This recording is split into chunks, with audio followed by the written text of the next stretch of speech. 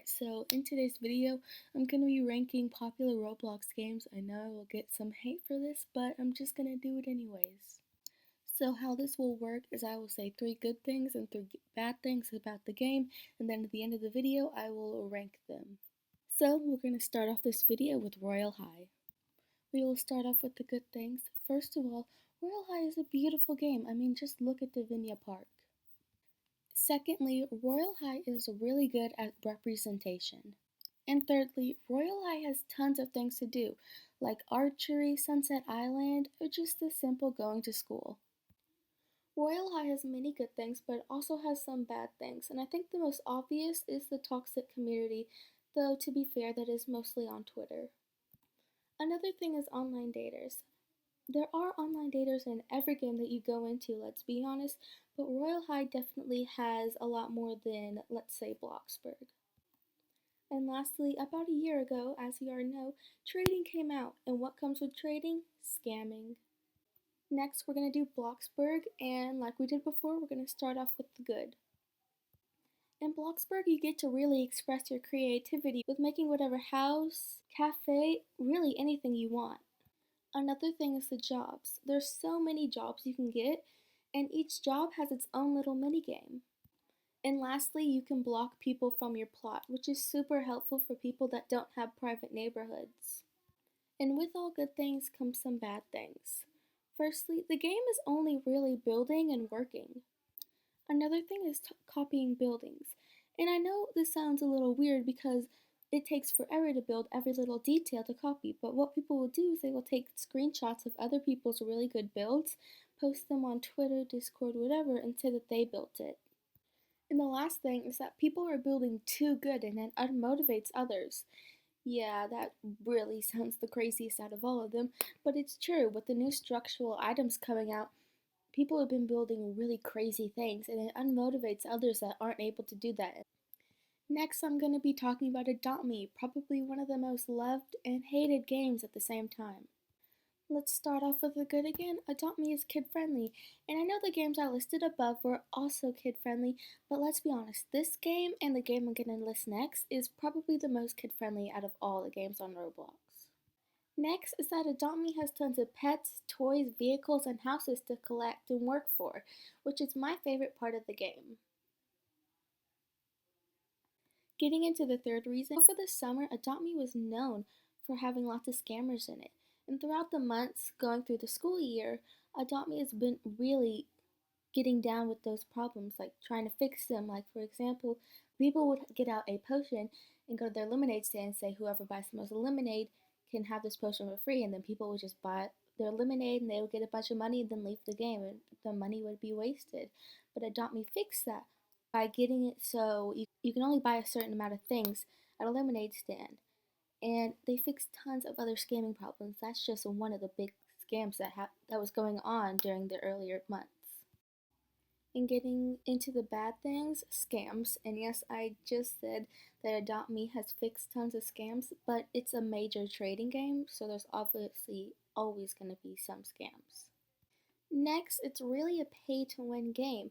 I mean, unless you're trading for hours and hours, it's really hard to get up with those good items without having Robux. And lastly, there are ads everywhere. I mean, right when you get in the game, you get an ad for one of their game passes. Which, I understand, you gotta make money, but seriously, it's everywhere. The next game we're going to talk about is Brookhaven. I'm going to say this now. I hate this game. I think it's terrible. As we always do, we're going to talk about the good first. Adopt Me and Brookhaven are the most kid-friendly out of all these games, in my opinion. There is also a lot of places to go and things to do while role-playing. And lastly, Brookhaven never lags or crashed. Like, I have a little sister that plays on mobile, and her game never crashes or lags. And now to get in the bad, which was a lot more easier for me to write than the good things. No offense, I just don't like this game. Firstly, it's really lazy, like, especially if you compare it to games like Royal High. There's no textures, it looks like free models, honestly. Next is that there's nothing to work for. Like, I get that it's a role-playing game, but seriously, I want to work for something. All the houses are free. I don't even think there is money. Or at least if there is, it's not worth anything. And lastly, it's literally only role-playing. There's nothing to work for, there's no mini games, it's just role-playing. Next is Overlook Bay, and we're going to start off with the good things because that's what we've been doing this entire video. Firstly, Overlook Bay has a like goal. It has this tower, and every 5,000 likes you get a free item, which I think is really cool. Next is that the game is oddly aesthetically pleasing. Like, the map is not too complex and not so simple that it looks lazy, and let's just be honest, the background music is amazing. And lastly, there's so many things to do like mining, fishing, trading, working, decorating your house, leveling up pets, and so much more. Now getting into the bad things, this game is oddly similar to Adopt Me. Now to be fair, this was a lot more in the beginning than it is now because I think over time this game has definitely really shown that it's not just a copy of Adopt Me, but there are still some minor things that are similar. Another thing is that trading came out, and I know lots of people are looking forward to this, but for me, it wasn't really a good thing. Trading comes with scams, obviously, and also it's just another thing that makes it more like Adopt Me. And the last thing that I don't really like is, you know how earlier I was talking about the like goals and how you get prizes for that? Well, to redeem those prizes, you have to be level 10 plus, which I kind of understand, but it is hard to get there, so maybe push it down to 5 plus. And the last game I'm going to be talking about is Crown Academy, and I know this game is smaller than the other games I listed, but I'd rather do this than Arsenal, so So getting right into the good things is that Crown Academy is a smaller game and less people equals less toxic. Another good thing is that there are lots of free items for new players, but there's also still stuff that costs money, so you have still something to work for. And the last good thing is more of a me thing, but it has aspects of two games that I like, Royal High and Adopt Me. With Royal High, you go to a castle school where you could be a princess, and also with Adopt Me, you get the thing where you get to open pet eggs and get a Pegasus, and also decorating your house. Now hopping right over to the bad things is that it is very similar to Royal High. Obviously, it has its differences, but it's still quite similar.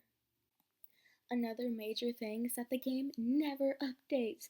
The only two times I remember it updating is for Halloween and Christmas, and those updates were super late. And lastly, this game gets boring quickly, probably because it never updates. Alright, so I'm finally done. I hope you respect my opinions and not get mad at me in the comments, but even if you do, well, I'll probably just ignore it.